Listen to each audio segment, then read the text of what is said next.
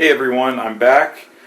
This is my second playthrough for Adventure 4 of Wrath of Ashardalon, and I've gotten to the point where I drew the dire chamber entrance. So I'm going to zoom in, and because right now, as you can see, there's a lot of tiles, and the way they were spread out is just this long big row. Like normally I have the start tile in front of me, but it's all the way over there. So I'm going to zoom in so you can at least see what's going to happen, and I will play out the rest of this. Hopefully I will win and not have to do it all over again. Alright. Okay, so I think this is a good enough spot for you all to see when the dire chamber entrance comes up. If it gets too large, I'll fix it, but I think it's good enough. So what happened was, I guess the quick thing, I've got both healing surges left. Vistra is level 2, the dwarf fighter, and Heskin has 2 life left. Vistra has 5 life left. What else? Things have gone exceptionally well compared to when I was recording. I don't know why that always happens, but it does. So anyway, it was Heskin's turn, and he is now doing his exploration phase, which I drew the dire chamber entrance.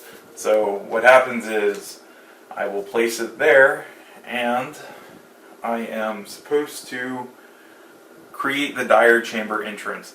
And to do that, I have to draw tiles from the dire chamber stack, which was separate, and I will place them adjacent to this tile. There is one tile in here that it says like large dungeon entrance, and if I get that one, then it creates then I can start placing tiles next to that. But if I do not get that, then there's only going to be 2, because there's only 2 adjacent. So the first one is just the dire chamber, so I'll place that there. And then the second one is a dire chamber. So the rules are that you only place them adjacent to this tile, and I'll pull this one out. There it is. Large dire chamber. If I had placed this here, then I would have been able to place these next to it. But since I did not draw that one, it's just a small dire chamber, not a huge one. Or a large one, I guess is how it's worded. Alright, when I reveal it, after traveling through winding passages and fighting unspeakable monsters, you finally find the entrance to a mysterious chamber. Okay, so I draw and place tiles labeled dire chamber, which I did. I draw the top card of the chamber deck, so and determine the contents of the mysterious chamber and final goal of the adventure. Follow the directions on the chamber card. Alright, chamber card. It says Gate Ceremony. Place the vast gate ritual marker with 5 time tokens on any chamber tile. So let me find that. What was it called? The vast gate ritual. Alright, so I will place it right here. Place it upside down so you guys can see it. And then I've got to find 5 time tokens. 1, 2, 3, 4, 5. I will place them right there. It says the vast gate has 5 HP and a 12 armor. Find the ceremony progresses adventure encounter card.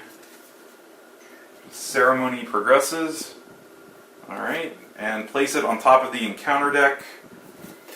So I placed on the encounter deck.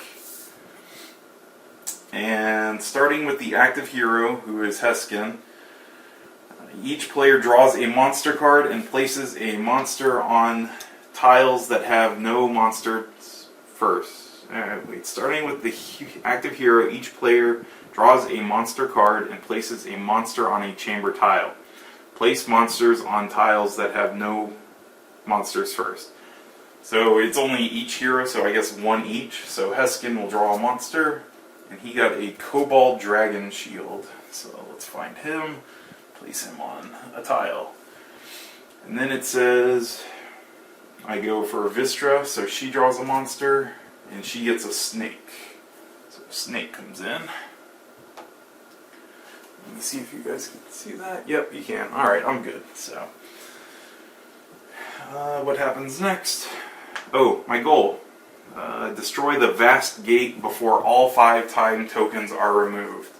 So I didn't read it, but I think the encounter card deals with that. So I will just put this there to remind me. I have an environment out that says at the end of each exploration phase, if the hero does not control at least one monster, he or she draws a monster card and places its figure on the closest unexplored edge. So that's the environment that's out right now. If you can't tell, that's Heskin, and he's got 2 Caltraps behind him. Vistra's over here with 3 Legion Devils, and further above is a Flying Carpet and an Orc Archer who are kind of far away. So, Heskin did his explore phase. I don't think that counts as a black triangle because it looks brown to me. I'm going to say it's brown, and I'll have to look that up in the future. But I don't think that's going to get me an environment card, or not an environment, an encounter card. Okay, so it is the villain phase, and the only villain with Heskin, for Heskin, is the Dragon Shield.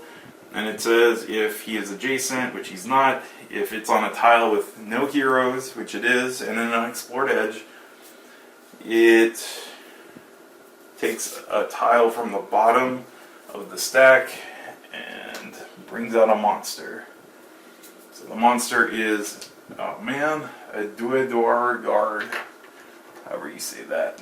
So he's expanding, and his ability is pretty much the same thing. So take one from the bottom and attach. It's actually a long hallway, so I will put this down here and here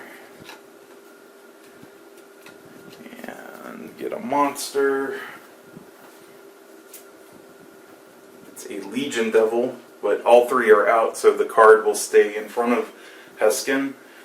I'm not going to adjust the camera because all the action is going to take here and you can see everything. So since that card is under Heskin, though, the Legion Devils, which are right here, are all going to attack Vistra. So let's see, Vistra, she has a lot of stuff on her. So she's got 18 armor naturally, and then she gets a +2 bonus to armor because she has Blessed Shield. So they have to do more than 20 to hurt her. So the first one's going to attack, and they got a 2. I'll try to roll it better on the screen. So that's a miss. The second one is a miss, and the third hits. So she takes 1 damage, and it is now her turn. So I need to attack that gate, and she can go 1, 2, 3. And does she have a crazy attack? Yes, she does. She has Taunting Advance, which is move your speed. So she has a speed of 5. I'll go 1, 2, 3, 4, 5, I guess, if I have to. I don't know if that's a forced move all of it, but whatever. Then it says choose a monster within 2 tiles. Place that. Ooh, actually no, I can't do this one because it moves a monster. So that's not an option. I guess I will just move 1, 2, 3, and I will use Reaping Strike. It lets me attack twice, and each of them are +4. And she has a +2 bonus to attack rolls made to adjacent things. So that's going to be 2 attacks on it. Ouch. 2. Can I change that? Nope. Alright. Actually, I'm going to use Inspiring Advice. Use when I miss a monster with an attack. The hero re-rolls the attack. If this attack misses, do not flip this card. So this is still my first attack. A 5. Plus a 4 is a 9. Plus 2 is 11. It's still a miss, and I lost that ability. That stinks. And then I get the second attack. Another miss.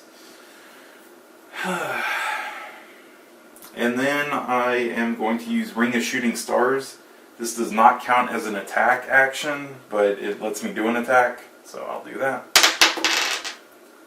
2 and 8 is 10, plus the 2 is 12, so it will do a damage. So I'll put a damage counter.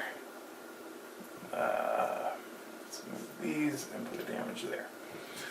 Alright, so that was her turn. This is gone. And what now? We are going to do the encounter card, right? Because she didn't explore. So an encounter card, and this is the ceremony progresses, the card that I had to put up top. The mystical portal slowly flickers to life. This card cannot be cancelled. If the vast gate marker is not in play, discard this card. Remove 1 time token from the vast gate. If you remove the last token, you lose. So 1's gone. Draw an additional encounter card, then place this card on top of the encounter deck. So I draw an encounter card, and I put this back. And this is Scream of the Century. If no monster is in play, discard this card. Alright, so I guess I discard it. Alright, that's good, kinda, I guess. Now her monsters activate. The Orc Archer, who is off screen, will move 1 closer and is still off screen. The Legion Devils, who they are not adjacent, or no, within 1 tile. They are within 1 tile of him, so I will place the first here, let the Caltraps kill him. Place the second here. Oh, no, I have to place them adjacent. I remember that from last time. So, Caltraps killed 1. And it's going to happen where both of these are going to be adjacent to him. So, I'll attack him twice. That's enough to hit for 1. And that should hit for 1 as well. I can't do anything, so he dies. This is not good. Ouch. He's down. He's down. Okay, so that's done. It is now Heskin's turn, so he will use the Healing Surge to come right back to life. So that was a quick downing. Then what is he going to do? He has Shock Sphere. Choose a tile within 2 tiles of you. Attack each monster on that tile.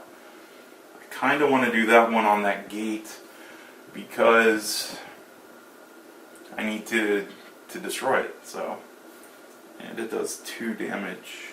Magic Sword is I get +1 bonus if I'm adjacent. So I will move 1 here, and I will Shock Sphere. So that will be a +1 attack. +1 + 9 is +10, so I'll roll. Oh, are you kidding me? That was close. It was a 2, so 12. So it does hit and it does 2 damage.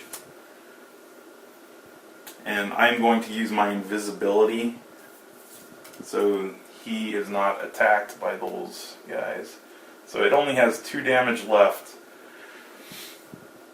And let's see. He did not explore, so an encounter card is drawn, and guess what it is, guys? The ceremony progresses. So I remove 1 time token, and I put them there. I remove the time token, draw an additional encounter, and put this back. Alright, Terrifying Roar. Place this on your hero card as a reminder. It's -4 penalty to attacks. I have tons of experience. I've got 13, so I'm going to spend 5 to negate this because I do not need that right now. I need to win. So that was the encounter part. Now Heskin's monster, the Dragon Shield. He is not adjacent. He's not on a tile with an unexplored edge, so he moves 1 towards the closest hero, which is not him. It's going to be her. So we'll put him there because he's invisible, remember. The guard is going to use his stupid ability that I hate and place a tile here, and bring out a new monster. An Orc Smasher.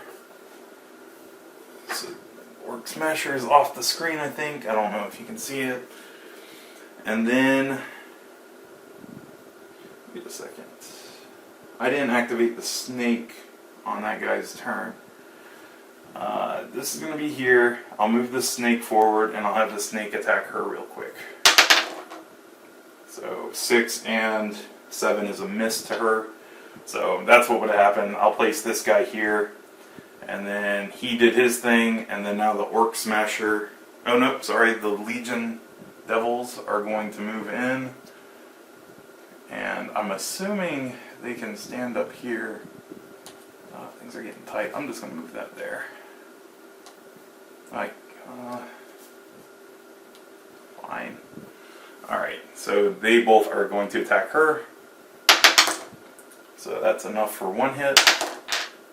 And that is a miss, so she takes 1. And then now the Orc Smasher is going to move 1 tile closer.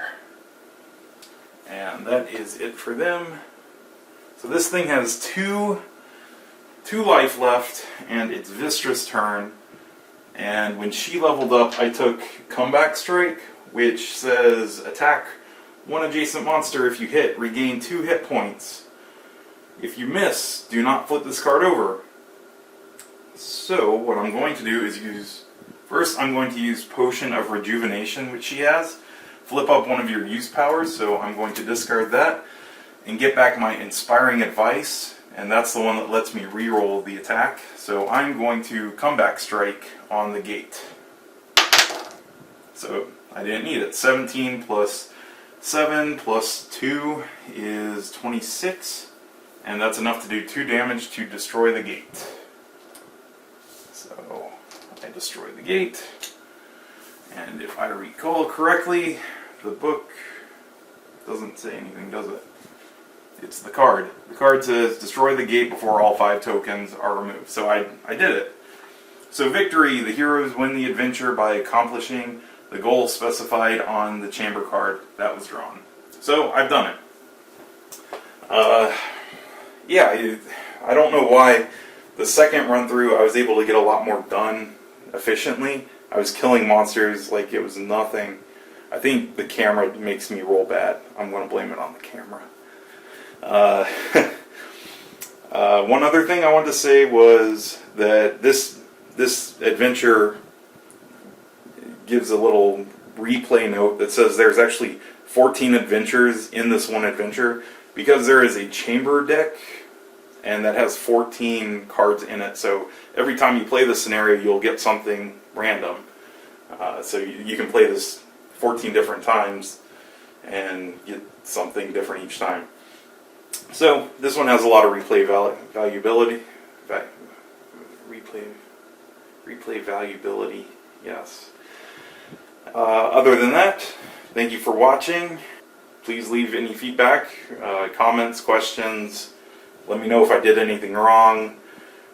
Check out other videos we've got on the channel. We just put up Netrunner episode 2 Netrunner. We've got episode 1 Small World. What else? I've made a Twitter account. If you want to follow us on that, you can. We'll tweet some updates as we go through. And finally, I'm still mentioning it, for our fan pick episode. We haven't heard anything yet. I don't know if that's true at this point, because this is going to be a little bit before I get it out. But even if we've heard stuff, please give us some votes. Just if you need to, just throw out a game title. Although, I know Mickey said that if it's something ridiculous, we're not doing it. So anyway, yeah, definitely let us know what game you'd like to see us play. We'll do an episode of it. We run through gameplay, how to play it, and our review of it. So we'll do that, and I will see you for Adventure 5 in a little bit. Alright, thanks, bye.